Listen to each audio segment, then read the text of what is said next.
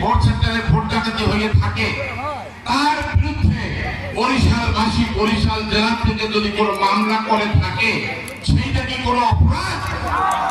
এই বরিশালের মানুষ, বাবুগঞ্জের মানুষ তাকে অন্য কোনো মামলায় দেননি, অন্য কোনো খারাপ কথা বলেননি, অন্য কোনো খারাপ মামলায় দেননি।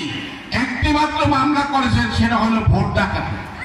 অত্যন্ত সত্য কথা, একটি মানুষ এখানে নাই যে অস্বীকার করবেন যে ওই 18 জনের ভোট ডাকাতি হয়নি।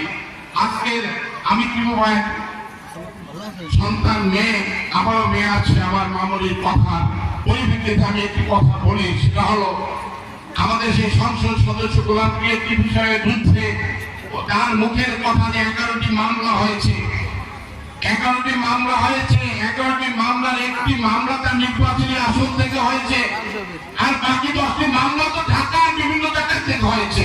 সেটা তো বাবুগঞ্জবাসী দায়ী না, সেই মামলার জন্য বাবুগঞ্জবাসী আমরা দায়ী না।